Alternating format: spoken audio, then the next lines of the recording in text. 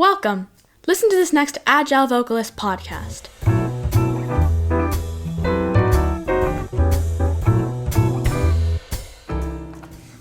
Vidya Srinivasan was introduced to the world of music at age 2 by her parents. Her mother taught her the Sapthaswarangal, or 7 notes in music. She was enrolled in music school at age 3 to learn Carnatic music, a form of Indian classical music. She gave her first solo concert at age 5 and holds a degree in Carnatic music.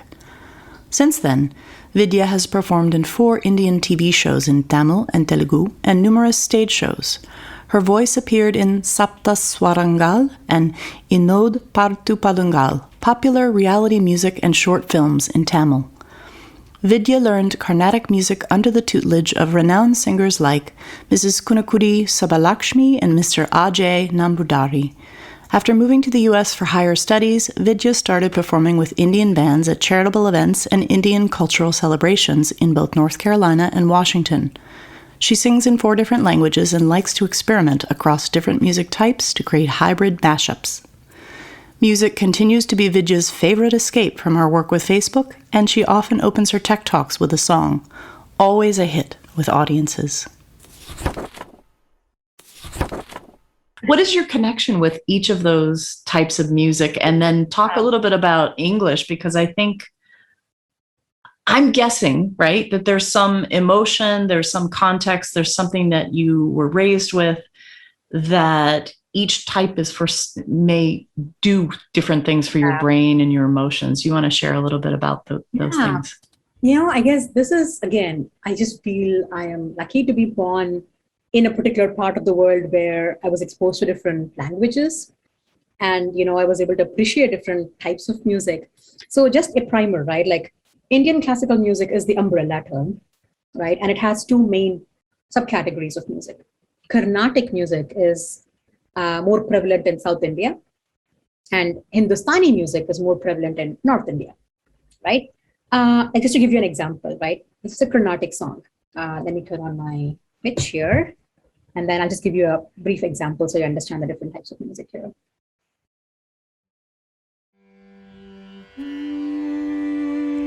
So this is a Carnatic music where most Carnatic music, songs talk about the god, different gods, like Hindu, just not Hinduism, I would say, Hinduism, Islam, Christianity, like each of us, we worship, different forms of the Almighty.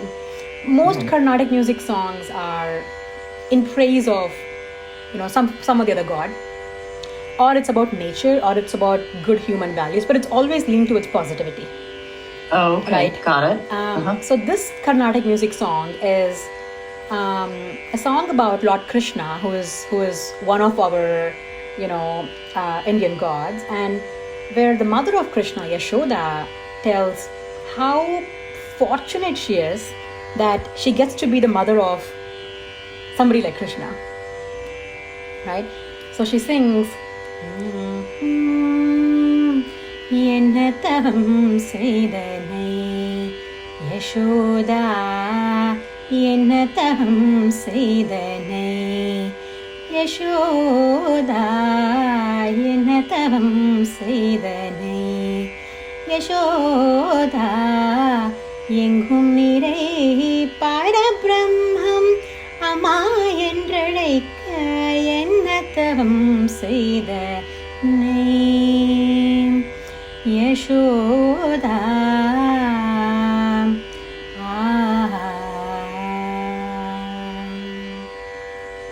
So that's Carnatic music. That's gorgeous. Thank you. And the similar song, like in Hindustani music. So this is again another song about Krishna, Lord Krishna. But in this song, listen to the dynamics of how different, Hindustani music is as compared to Carnatic music, right? Okay. Yeah. Krishna Govinda Gopala, Hari Govinda Govinda Gopala, Sri Krishna Govinda Gopala, Hari Govinda Govinda Gopala, Shri Krishna Govinda Murali Manohara Gokula Nandana Gopala Shri Krishna Govinda Gopala Hari Govinda Govinda Gopala. Beautiful. That's Hindustani music. Yeah. Right? So they have a lot in common, honestly, with Carnatic and Hindustani music. I would say the main difference, one of the main differences I would say, is Carnatic music emphasizes a lot more on gamakam, which is the oscillations that you produce in your throat. So it's the like the oscillations, and you have to practice a lot to actually get that, because I'm sure. what you're doing there is your brain is automatically translating the notes. So same thing in Hindustani is do re mi fa sol la ti c d f g a b c. It's all the same at the end of the day. It's the notes. Right. It's just Right. the octave. It is how these notes are fused together and what kind of patterns they produce at the end of Right. the day is, I think, that one of the differences between the different forms of music, to be honest. Mm-hmm. Right? So, Hindustani and, Carnatic music, going back to your question of how did all these different forms, influence or, shape me up, is Yeah.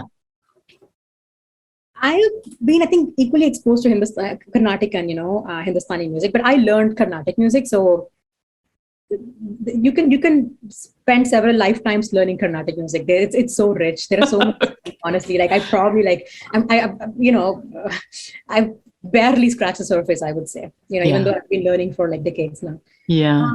And then that's the classical music. And then you have the filmy music, right? Which a lot of film songs are still, the fundamentals are still the same. It's still the same notes, but the way you fuse the notes and the type of feel you bring into the film music is, can dictate how you feel about the song, right? And Indian films are very rich in music. Right. And that was one of the big cultural things that I heard. I'm like, when I started watching like English movies, I'm like, why don't you guys have songs?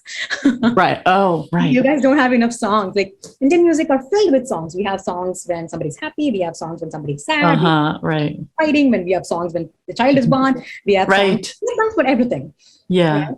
So filmy music, I would say, again, the umbrellas, I think, there's this classical, there's filmy, and there's independent artists, who experiment with different types of music. But what you mentioned, like Hindi, Tamil, Telugu, they're all languages, right? It's almost like, it's a matrix, right? On one hand, you have the different types of music. On the second hand, maybe the y-axis types of music, x-axis is all the languages, and you literally can have so many different combinations. Of course. You can have Hindi, Hindustani music, Tamil, Carnatic music, it's all the matrix. Like for me, I would say, a lot of times I've noticed is when I get super involved in a music, the language means nothing to me. Oh. Like I forget the language, honestly, because it for me, I think it's the notes and it's the melody that the song brings to you. So I appreciate music for, not for the language, honestly, not for the form, honestly, it's for the soul it has, and how much it is able to communicate with your soul.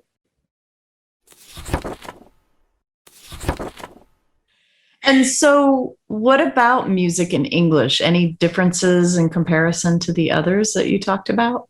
Does it make you feel differently, relate to it differently? To be honest, not really.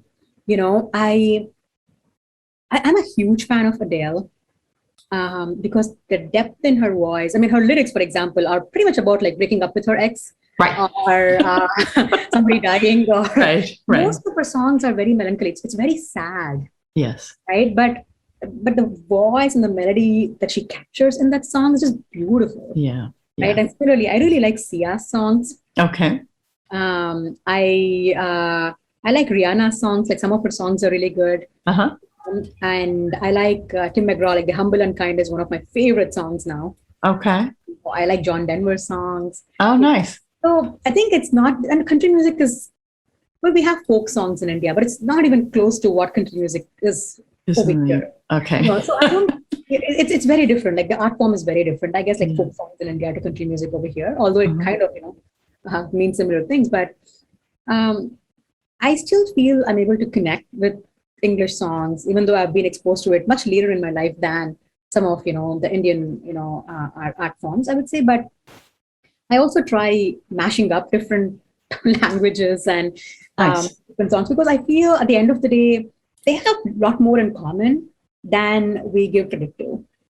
Like this, and the way I play around with these mashups is I keep listening to the same song, like over, especially when we were commuting to work. I had like a decent 30-minute commute, and I usually just listen to the song over and over and over and over again until I learn the song. Okay. So I learn song. I just keep listening to the same song over and over. And when you're listening, you're like, wait, there is some other song that has something in common with this.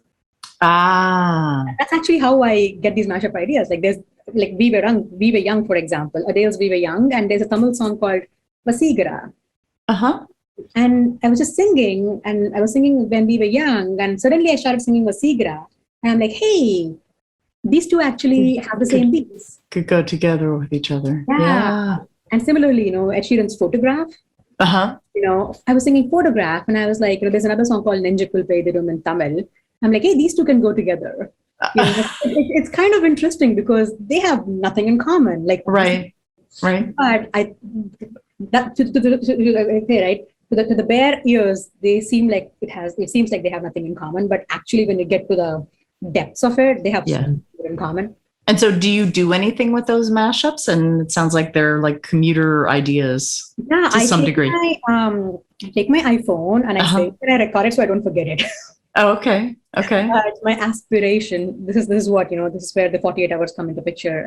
I would actually love to record them properly. Yeah.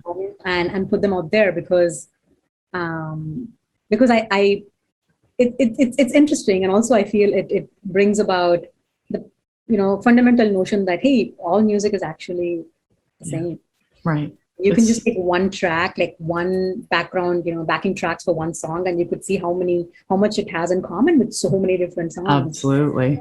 Right. And I'm sure there's going to be much more people like you and I who are interested in exploring all these different, musical forms, and they might appreciate. So for now, it's all dumped on my iPhone. Okay. But I'm hoping someday I get them out.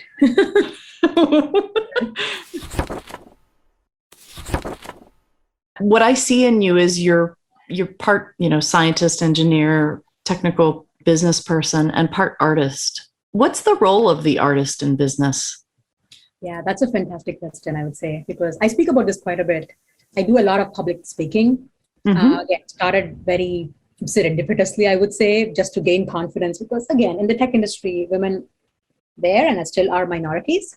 There's not a lot of us here. So, confidence is a huge issue for many of us, I would say. And I was the same, I walked through the same path. So one topic that I speak a lot about is how to pursue a multi-dimensional career.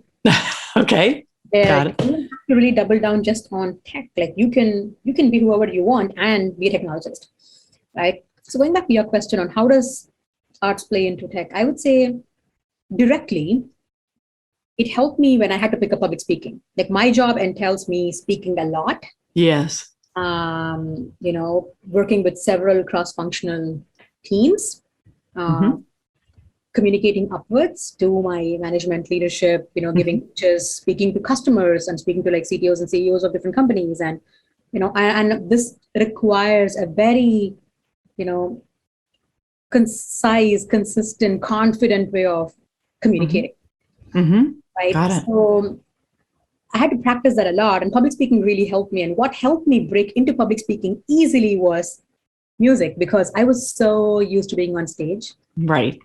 I got thrown on the stage from my age 5. My first show was when I was 5 years old.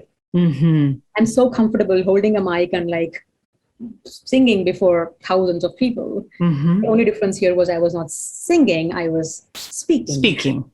Right? That really helped. And for the most part, like the virtual ones are a little bit, different. But for the most part, even when I speak about tech, I actually start with a song. Singing is my way of breaking the ice, even in a very serious technical talk. Interesting. And so when you break the ice with a song, what do you feel, or what manifestations do you see that you know that the audience is loosening up? Or I mean, did they smile? Do they shift around? Like what are some of the ways that you know that you're making an impact? See, first of all, most sessions, most talks I give are like 30 minutes or like an hour sometimes. That's a long time to hold your attention. It is. Unless you really connect with the speaker.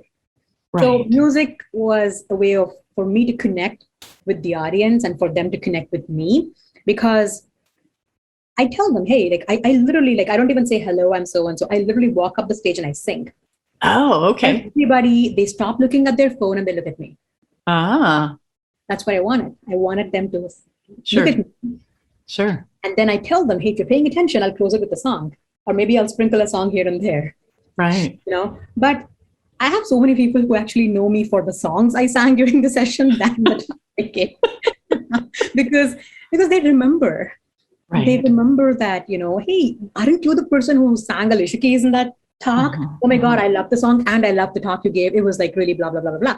Like, I think it really helps you, because there's so many people who speak about so many different things.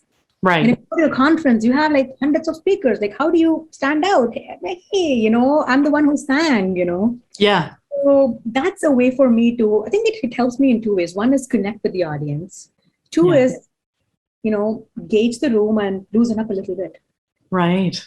Because if I'm directly jumping into the topic, like, let's be honest, like, no matter how many times you speak, when you newly get on a stage before a new set of audience, you still, are a little bit nervous. The heart's like beating fast and you're like, but music helps me calm down. And, like the 2 minutes of, me singing makes me feel at home.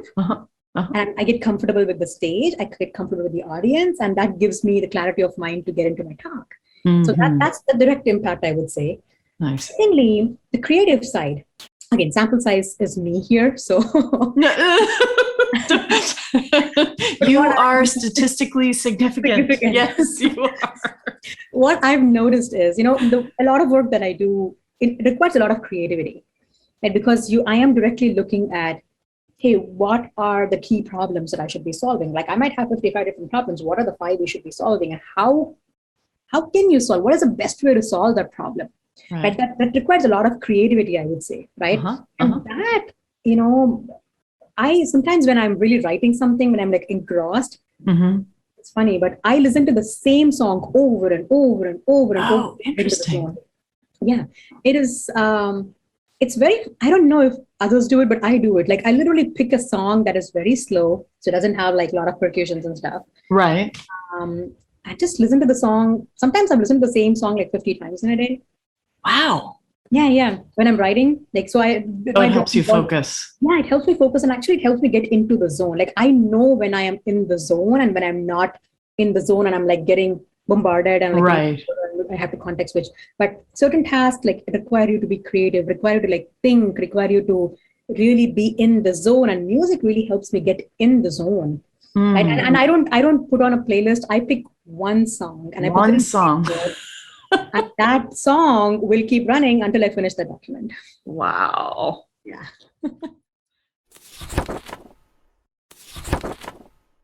My dad told me, he was like, you can study music if that's what you want to do, or you can study, engineering if that's what you want to do. Right? It was a conscious choice that I made because of, remember when I told you that I was in high school, I was definitely a part of many more people who were also musically, very talented and who were trying to break into music. And the musical industry can be very, very competitive. Right. It can be brutal sometimes. Right. You really need to be connected to the right people at the right time, at the right place to actually. Right. And that probability scared me a little bit. Oh, interesting. Because even when I was, doing like, film shows and stuff, music, TV shows and stuff, I used to have recordings at like, it used to start at like 11 p.m. and go all through the night. Wow. Yeah. So if you look at, some of the TV shows that I gave, we used to get ready at like 11 a.m. By the time everything was set up, the mic checks, the tech checks, and all the people arrived and blah, blah, blah. The recording started at 11 p.m. And some of the songs that I sang in the show was like 1 a.m. where I was actually yawning. because oh my gosh. 1 a.m. is meant for sleeping. Right. And similarly, like, when I used to like sing scratch tracks basically are when, when you work with like budding music directors, they can't really like hire like these top singers to come and like, just figure out how the song. So they basically like work with like amateur singers, like how I was back then. And they experiment like, hey, can you sing this? Can you sing that? Let's see how it sounds. Oh, interesting. Yeah. Right? And for that, you basically work with several recording studios, and they used to call it like random hours, like 10 p.m. Can you come and do the scratch track? So that honestly scared me a bit on how long will this go on. Like it was very uncertain, that I wasn't sure of how I could control my destiny there, because it was not just dependent on how good of a singer I am and how much effort I'm putting into it, but so many things had to align over there. I guess it's partly true in all industries, but it was much more in the musical industry. And that was what compelled me to pursue engineering, where things looked a lot more stable, is one way to put it, I guess. Where I could control my destiny in some way or the other if I was willing to put in the effort. And I also had the guidance of a lot of my cousins and friends who broke into engineering, who were who came to like work for some of the amazing companies, tech companies over here, and they encouraged me like, I think you can do both if you really want to. But one would be your primary and one would be quote unquote side hustle. Where do you get your inspiration to work on a song? Are there particular places you go or states of mind that you need to be creative about music? Where do you get inspired? I'd say quite a few places. One is there's always some form of music playing at our house at all times. Okay. Because both me and my husband, we both really like music, like, and he has much more theoretical musical knowledge than I do, honestly. Like he can listen to a song and tell you which ragam it is. Ragam is, the ragam, right? I do. Yeah, I was reading. Yeah. So he can listen to it and he can just say, oh, this is this ragam. And he learned violin, like I mentioned. Most of the kids learn something or the other. We appreciate music quite a bit. Like if he finds something interesting, he sends that to me. If I find something interesting, I send it to him. We have a shared playlist. Okay. Spotify, where we keep dropping songs. And if whenever we go on car rides, the car starts with the song. So we as a family listen to a lot of songs. We watch musical shows quite a bit, I would say. So that there's a lot of inspiration. Like a lot of times we discover songs when we are like listening to Spotify or Amazon Music or something, and the new mix comes up, or YouTube Music, like something new comes up, and or we see something on TV, and that stems up. Oh, these are like the next 10 songs that I should go listen, and so a lot of inspiration is right here at home. And finding, I guess, a challenge for I think all of us is when you are a mom, when you have a demanding job, when you have more things that you can handle at any given point of time. I think finding that quote unquote me time is always hard, right? So I realized, that it's very hard for me to find an exclusive me time. So I'm just gonna make all time, our time, and music time. Okay. Yeah. So whenever, like I said, right, when I'm writing something, I turn on music. We sing song quite a bit at home, right? Instead of speaking, because that's too boring, we just like sing and like but we try to infuse music in most things we do. And car drives definitely are my favorite, especially when I'm driving to work. That's when I actually like get to practice a lot. Sing and practice, experiment, I do a lot of that. So a part of me is kind of looking forward to going back to work and those car drives. Oh, interesting. Yes. Your mobile studio time. Mobile studio. Absolutely. I really have enjoyed this so much. Anything you want to add, or just, we've sort of talked in a journey, and I've interspersed questions, but anything you want to add? I would say music definitely can help you in more ways than you can imagine, honestly. So, when you have the listeners, if they're feeling low, if they are wanting a shoulder to lean on and they don't find any immediately, they can probably use music. Right. It and especially right now, right? I know your listeners are not just in the tech industry. You have listeners much beyond the tech industry. Yeah. But it's juggling everything can be quite stressful, and for those who are not able to do meditation, music can be a meditation. Yes, it's true. It definitely has been one for me. Mm. Thank you. Thank you so much. That was inspiring. Be sure to listen again soon.